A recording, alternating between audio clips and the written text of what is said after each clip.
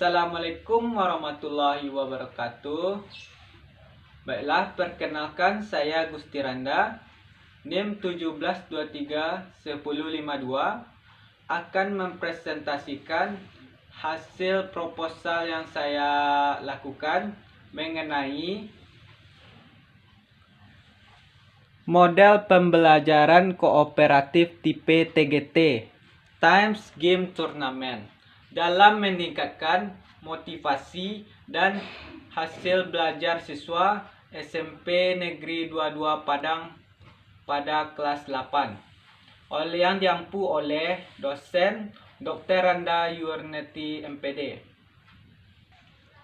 Baiklah, masuk pada bab pertama mengenai latar belakang, di mana fenomena pada saat sekarang ini SMP, SMA di sekolah itu dalam pendidikan, siswa itu lambat menerima pelajaran atau materi yang diberikan oleh guru, sehingga adanya tumpang tindih antara siswa yang belajarnya sangat cepat menerima materi dengan yang sangat lambat. Maka dari itu, dengan adanya model pembelajaran Times Games Turnamen atau pembelajaran kooperatif tipe TGT ini, mampu siswa itu untuk bekerja sama dalam suatu sekolah atau lingkungan atau satu tim dengan anggota tim yang memiliki kemampuan yang berbeda-beda tadi, yaitu ada yang menangkapnya cepat, ada yang menangkapnya lambat, nanti akan bekerja sama. Jadi, melalui diskusi antara siswa yang berkemampuan cepat dan lambat ini, maka adanya saling tumpang tindih supaya dapat memahami materi bagi siswa yang lambat tersebut. Lanjut pada identifikasi masalah. Di sini ada 3. Yang pertama, hasil belajar yang variasi. Kita tahu dalam pembelajaran itunya ada variasi dalam proses pembelajaran yang dibuat oleh guru, sehingga siswa itu tidak hanya monoton, sehingga terlihat monoton. Yang kedua, metode pengajaran yang masih konvensional, yaitu secara manual yang diberikan oleh guru, sehingga akibatnya berdampak pada siswa-siswa yang kurang aktif atau lambat menerima materi. Yang ketiga, mengenai sebagian kecil siswa yang aktif. Seperti kita tahu tadi, bahwa siswa itu sebagian yang aktif karena kurang daya ingatnya terhadap materi yang diberikan oleh guru. Selanjutnya, mengenai pembatasan masalah. Di sini ada subjek penelitian. Subjek penelitian yang saya berikan itu model pembelajaran kooperatif tipe TGT tadi, yaitu Times Game Tournament. Yang kedua, dengan objek penelitiannya, di mana siswa yang diambil di sini siswa kelas 8 pada SMP 22 Negeri Padang. Yang ketiga, materi pokok yang saya gunakan pada penelitian ini adalah sistem koordinasi manusia. Selanjutnya, pada perumusan masalah dalam proposal ini saya ambil, yaitu apakah aplikasi model pembelajaran kooperatif tipe TGT ini, Times Game Tournament ini, dapat meningkatkan motivasi dan hasil belajar IPA pada kelas 8 SMP Negeri 22 Padang tersebut. Dengan tujuan penelitian yang saya berikan, yaitu untuk mengetahui aplikasi model pembelajaran TGT ini dalam meningkatkan motivasi dan hasil belajar siswa pada SMP Negeri 22 Padang.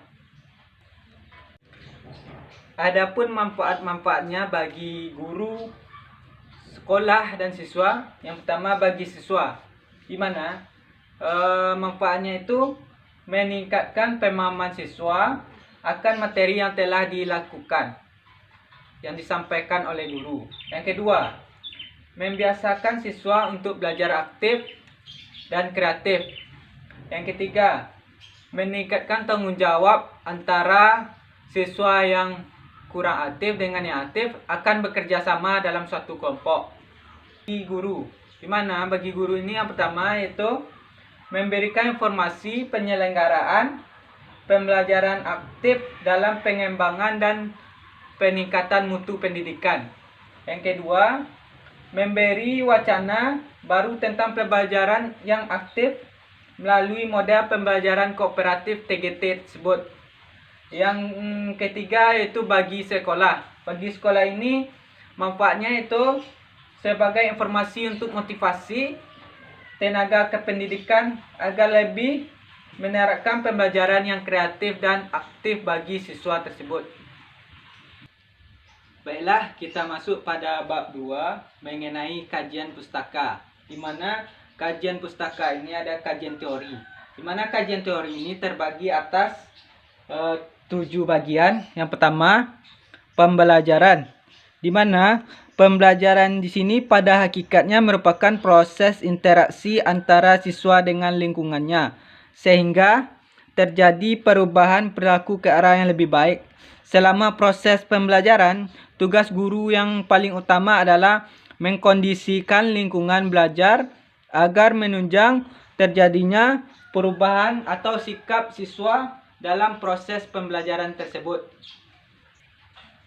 Baiklah, bagian yang B yaitu model kooperatif, di mana model kooperatif di sini dikembangkan untuk mencapai ada 3 tujuan pembelajaran yang penting. Yang betul, meningkatkan hasil akademik.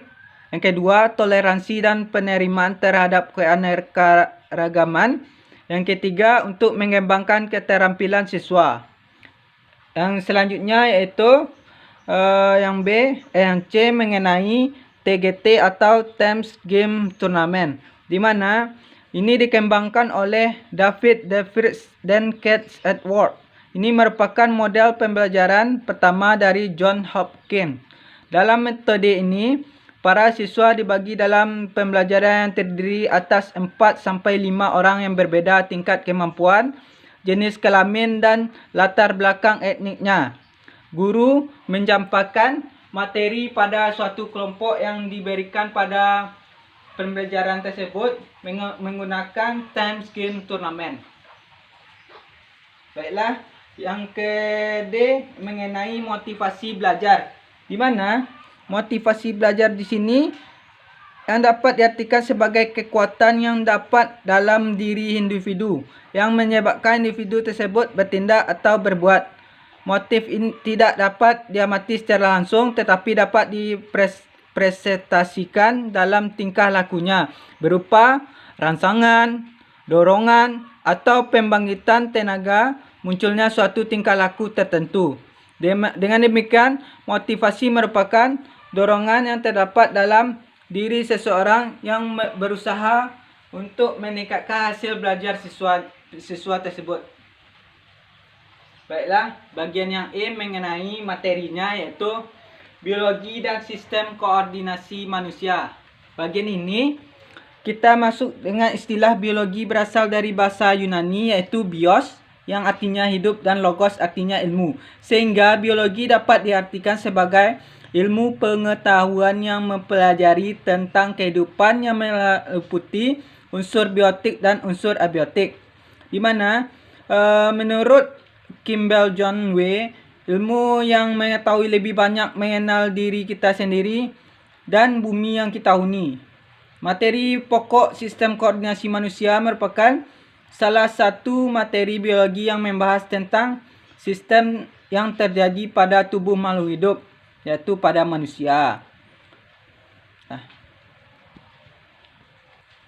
Selanjutnya yang F yaitu hasil belajar siswa. Belajar dan mengajar sebagai aktivitas utama di sekolah meliputi 3 unsur, yaitu tujuan pengajaran, pengalaman pelajar mengajar, dan hasil belajar. Di mana di sini hasil belajar merupakan hasil yang dicapai seseorang setelah melakukan kegiatan belajar. Selanjutnya yaitu yang G, PTK, yaitu penelitian tindakan kelas. Penelitian tindakan kelas ini merupakan suatu penelitian tindakan yang permasalahannya berasal dari kelas, menyangkut proses pembelajaran, dan dirasakan langsung oleh guru yang bersangkutan. Penelitian atau guru yang dapat melihat sendiri praktek pembelajaran atau bersama guru lain. Peneliti atau guru dapat melakukan penelitian terhadap siswa dilihat dari berbagai aspek interaksi dalam proses pembelajaran. Selanjutnya yaitu kerangka pemikiran, di mana kerangka pemikiran di sini merupakan kegiatan yang bertujuan secara sistematis dan terarah pada terjadinya proses belajar. Metode ceramah yang sering dipandang sudah biasa bahkan cenderung membuat siswa merasa bosan dalam mengikuti proses pembelajaran. Hal ini berdampak pada siswa terutama dalam hal keaktifan di mana siswa menjadi pasif. Baiklah, kita masuk pada bab 3 mengenai metodologi penelitian. Yang pertama itu jenis penelitian yang digunakan dalam proposal ini yaitu PTK. PTK ini penelitian tindakan kelas, di mana penelitian tindakan kelas ini merupakan suatu penelitian tindakan yang permasalahannya berasal dari kelas tersebut, yang menyangkut proses pembelajaran dan dirasakan langsung oleh guru yang bersangkutan. Selanjutnya itu teknik pengumpulan data. Di sini ada 6 teknik pengumpulan datanya. Yang pertama dimulai dari dokumentasi, wawancara, observasi, angket, tes, dan catatan lapangan. Yang selanjutnya itu teknik analisis yang digunakan dalam penelitian ini yaitu reduksi data, penyajian data, dan penarikan kesimpulan. Baiklah, selanjutnya masuk pada populasi dan sampel, di mana sampel penelitian di sini yaitu sampel merupakan bagian dari populasi. Teknik purposing sampling merupakan teknik yang digunakan dalam pengambilan sampel. Teknik purposing sampling merupakan suatu yang dapat membentuk yaitu pertimbangan tertentu.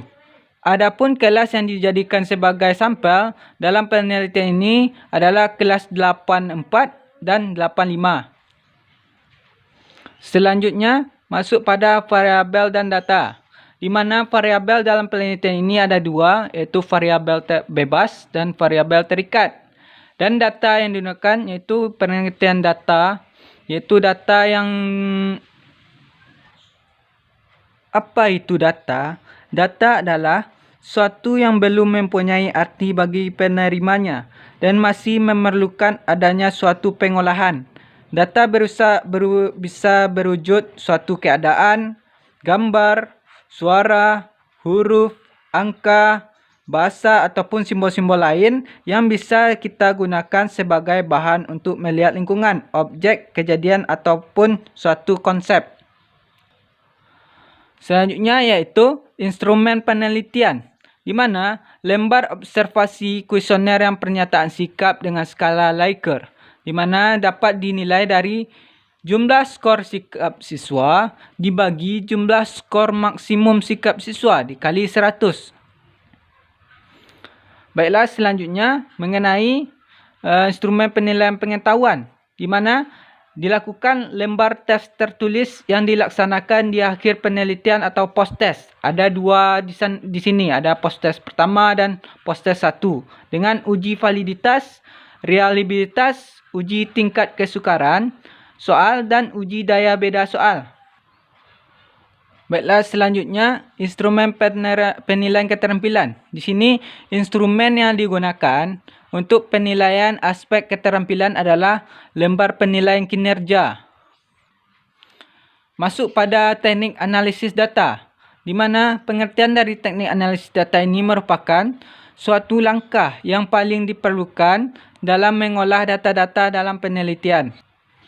Masuk pada analisis deskriptifnya, yaitu pada parameter data untuk menentukan apakah kelas perbedaan antara kelas kontrol dengan kelas eksperimen ini signifikan, maka dilakukan uji perbedaan 2 rata-rata tersebut. Dari uji perbandingan dua rata-rata tersebut, kita dapat menyimpulkan bahwa uji hipotesis yang digunakan untuk menarik kesimpulan terhadap populasi dalam penelitian ini, uji perbandingan dua rata-rata diperlukan dalam perbandingkan dua keadaan. Dalam hal ini, dua keadaan adalah perlakuan pada kelas eksperimen dan kelas kontrol. Jadi, dapat disimpulkan bahwa dari data-data yang kita berikan tadi, maka hasil penelitian yang dibuat itu akan menjadi yang terlengkap, di mana adanya tipe pembelajaran tipe Times Game Tournament ini, yaitu dapatnya berkolaborasi antara siswa yang lemah kemampuannya terhadap materi yang diterimanya, terhadap siswa yang daya tangkapnya cepat terhadap materi yang diberikan oleh guru. Maka antara kedua siswa itu dapat berkolaborasi meningkatkan hasil belajar siswa yang kurang tangkap tersebut menjadi bisa. Baiklah, hanya itu dari proposal penelitian dari saya. Salah atau kurangnya saya mohon maaf. Assalamualaikum warahmatullahi wabarakatuh.